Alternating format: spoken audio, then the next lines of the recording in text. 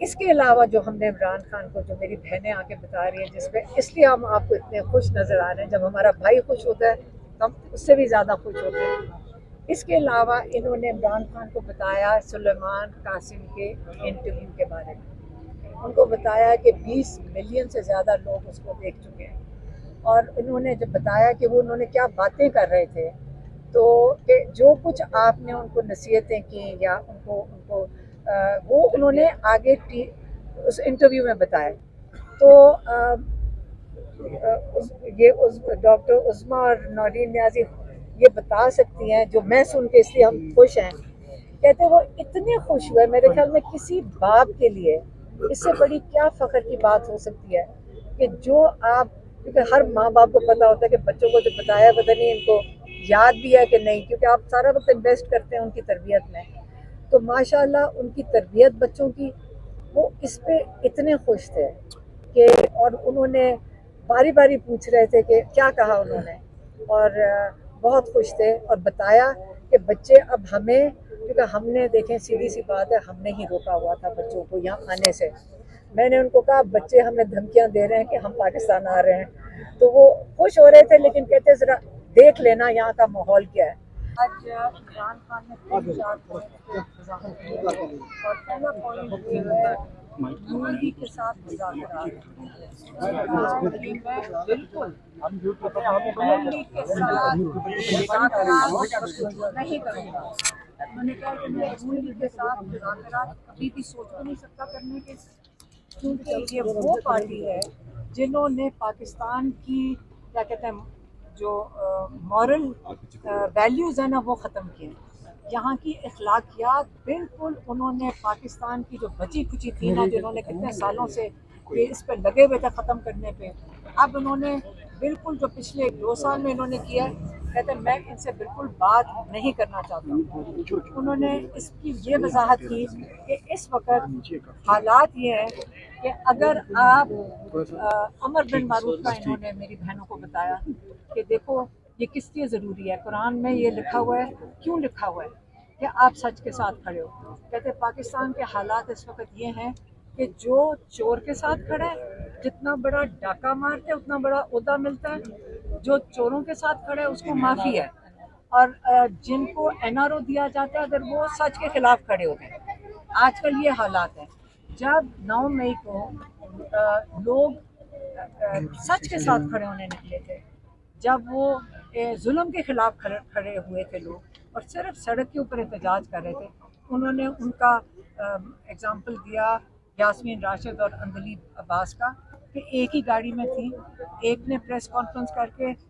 سچ کے خلاف کھڑی ہو گئی، جو سچ کے ساتھ کھڑی ہیں وہ جیل میں ہیں، وہ باہر ہیں۔ پھر انہوں نے کہا شاہ محمود قریشی کا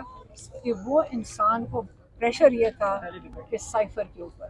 جب وہ سچ کے ساتھ کھڑا ہو گیا، آج سائفر کیس ختم بھی ہو گیا، ان کو اس پہ آزادی بھی مل گئی تھی سب کو، لیکن وہ آج جیل کے اندر ہے۔ تو یہ جو این آر او دیا جاتا ہے، جب این آر او جن کو ملتا ہے ان کو سب سے بڑے عہدے ملتے ہیں۔ ڈاکو ہونا اس وقت پاکستان میں اہمیت رکھتا ہے۔ پھر انہوں نے 26ویں ترمیم کی، 26ویں ترمیم وہ کون سا تھا، اعظم تاڑ، جی اعظم تاڑ اور نون، انہوں نے مینوفیکچر کی، نون لیگ کی فیکٹری میں یہ مینوفیکچر ہوئی، اور اس کا مقصد کیا تھا کہ ایک قاضی فائز عیسیٰ کی جگہ کئی قاضی فائز عیسیٰ پیدا کرو، ہر کوٹ کے اوپر ایک قاضی فائز عیسیٰ بٹھاؤ، قاضی فائز عیسیٰ کے بھی اوپر کے نمبر بٹھاؤ، اور پورا انصاف کا نظام دفن کر دو، کیونکہ یاد رکھیں کون سا چور چاہتا ہے کہ آپ انصاف کا نظام چلے، کیونکہ ان کو سارا وقت ڈر لگا رہے گا کہ یہ ایک دن انصاف کا نظام ہماری گردن کے اوپر ان کا ہاتھ آئے گا۔ تو انہوں نے سوچا کہ سب سے بہتر طریقہ یہ ہے، اور ہمیں ٹینشن بھی نہیں ہوئے گی کہ چاہے عمران خان ہو چاہے کوئی ہو، ہم ایٹ لیسٹ انصاف کے نظام کو مکمل طور پہ دفن کر دیں تاکہ ہمارے اوپر کوئی ہاتھ نہ ڈال سکے۔ اب حالات یہ ہیں کہ ہم بھی جب کورٹ میں جاتے ہیں تو جج کہتے ہیں میرے ہاتھ بند چکے ہیں، میں یہاں پہ کسی ڈی آئی جی یا آئی جی کو، ایس پی کو بھی نہیں بلا سکتا ہوں 26ویں ترمیم کی وجہ سے۔ تو سب جو نون لیگ اس ملک کے ساتھ جرم کر رہی ہے، وہ 26ویں ترمیم اب روزانہ اس کا نتائج دیکھیں گے، اور اس لیے عمران خان کا جو کنسرن ہے اور اس کے اوپر انہوں نے کہا تھا اس کے اوپر آواز اٹھائیں وہ 26ویں ترمیم. پھر انہوں نے اگلی بات کی اسٹیبلشمنٹ کی. انہوں نے کہا اگر اسٹیبلشمنٹ، اب میں یہ غور سے کہہ رہی ہوں اور دہرانے لگی ہوں اس میں غلطی نہ ہو. انہوں نے کہا اگر اسٹیبلشمنٹ میرے سے بات کرنا چاہتی ہے پاکستان کے بارے میں، کیونکہ عمران خان کو کنسرن یہ ہے اس وقت، ان کو یہ فکر ہے یا انہوں نے اس چیز کی بات کی ہے کہ مودی زخمی ہے اور وہ پاکستان کو اس طرح نہیں چھوڑے گا. اس لیے انہوں نے کہا اس سلسلے میں، پاکستان کے سلسلے میں اگر اسٹیبلشمنٹ میرے سے بات کرنا چاہتی ہے تو میں پاکستان کے لیے بات کرنے کو ان سے تیار ہوں، لیکن اپنے لیے میں پھر سے دہرا رہا ہوں. اور یہ باری باری ہم نے ان کو بتایا کہ پچھلے ہفتے بھی یہ بات شروع ہوگی کہ آپ کی بات چیت ہو رہی ہے، آپ کے پارٹی کے اندر سے انہوں نے بتایا کہ وہ لوگ کہہ رہے ہیں کہ ڈیل ہونے لگی ہے، یہ بہنیں خراب کر رہی ہیں، اس قسم کی باتیں نکل رہی ہیں. تو اس پہ وہ بالکل خوش نہیں تھے. اس لیے انہوں نے ہمارے ہاتھ، میری بہنوں کے ہاتھ، ہمارے ہاتھ وضاحت آئی ہے کہ آپ نے یہ بالکل کلیئر کر دینا اسٹیبلشمنٹ میرے سے بات کرنا چاہے، نون لیگ سے میں بالکل نہیں بات کروں گا. اگر اسٹیبلشمنٹ میرے سے پاکستان کے لیے بات کرنا چاہے، کیونکہ ہمارے اکنامک حالات، معاشی حالات اور جو مودی اور جنگ کے حالات کی جو جنگ کا ابھی خطرہ ہے کیونکہ مودی زخمی ہے، ان کے اوپر اگر بات اسٹیبلشمنٹ کرنا چاہے میں کرنے کو تیار ہوں. نون لیگ کے ساتھ بالکل ہی میں دوبارہ اسے دہرا رہی ہوں کیونکہ روز کوئی نہ کوئی ہمارے سے پوچھتا ہے کہ جی ڈیل ہونے لگی ہے، کوئی ہمیں آگے کہتے ہیں کہ جی آپ خراب کر رہے ہیں. عمران خان نے آج وضاحت کر دی. ایک یہ ہو گیا. دوسرا، ان کو ہم نے پچھلی دفعہ جب ہماری ملاقات ہوئی تو عمران خان نے کہا کہ آپ جائیں، جا کے پارٹی کو بتائیں کہ اسمبلیوں میں کیوں نہیں یہ بات اٹھا رہے کہ میرے القادر کے کیس کے بارے میں اچھی طرح ان کو سمجھائیں، اسمبلیوں میں ریز کریں، 26ویں ترمیم کے خلاف بتائیں کہ اس کے کیا نقصانات ہیں. تو ہم نے سوچا کہ ہمارے جو لائر ہیں سلمان صفدر صاحب، کیونکہ اتنا آسان نہیں ہے کہ آپ کیس سمجھ سکیں، 2 سال سے چل رہا ہے. تو ہم نے ریکویسٹ کیا ساری لیڈرشپ کے پی ہاؤس میں، علی امین گھنڈا پور سمیت، بچر صاحب ادھر تھے، جتنی لیڈرشپ تھی، مطلب سینٹ کے علامہ ناصر تھے، حامد رضا تھے، حلیم عادل، شبلی فراز، حلیم عادل شیخ، اسد کیسر، ساری لیڈرشپ، شیخ وقاص اکرم، سلمان اکرم راجہ سب موجود تھے. اس کے اوپر سلمان صفدر نے ڈیٹیل میں انہوں نے سمجھایا القادر کے بارے میں. انہوں نے سمجھایا کہ کیا کیس ہے، اس کے اوپر 2-2.5 مہینے سے بیل نہیں لگائی جا رہی.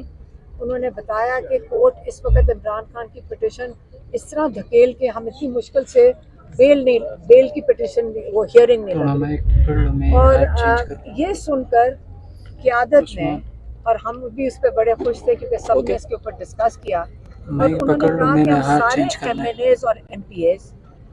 وہاں پہ ساتھ آپ کو بیکنگ دیں گے. سلمان صفدر نے کہا کہ مجھے آپ کیا سپورٹ دے سکتے. انہوں نے کہا ہم آپ کے ساتھ کھڑے ہیں، ہم ادھر موجود ہوں گے، ہم آپ ججز کی سپورٹ میں اور 26ویں ترمیم کے خلاف ہم کھڑے ہیں، ہم آپ کی سپورٹ میں کھڑے ہوں گے. یہ سارے ایم پی ایز اور سارے ٹکٹ ہولڈرز اور جتنے ایم این ایز اور ایم پی ایز، انہوں نے سینیٹر سب وہاں موجود ہوں گے. اور یہ جب انہوں نے کہا کہ جب انہوں نے عمران خان کو بتایا تو یہ سن کر وہ بہت خوش ہوئے کہ آپ سب نے یہ مل کر یہ فیصلہ کیا. اس پہ وہ بہت خوش تھے. اس کے علاوہ جو ہم نے عمران خان کو، جو میری بہنیں آ کے بتا رہی ہیں، جس پہ اس لیے ہم آپ کو اتنے خوش نظر آ رہے ہیں، جب ہمارا بھائی خوش ہوتا ہے ہم اس سے بھی زیادہ خوش ہوتے ہیں. اس کے علاوہ انہوں نے عمران خان کو بتایا سلیمان قاسم کے انٹرویو کے بارے میں. ان کو بتایا کہ 20 ملین سے زیادہ لوگ اس کو دیکھ چکے ہیں. اور انہوں نے جب بتایا کہ وہ انہوں نے کیا باتیں کر رہے تھے، تو کہ جو کچھ آپ نے ان کو نصیحتیں کی یا ان کو وہ انہوں نے آگے اس انٹرویو میں بتایا. تو یہ ڈاکٹر عظمیٰ اور نورین نیازی یہ بتا سکتی ہیں، جو میں سن کے اس لیے ہم خوش ہیں.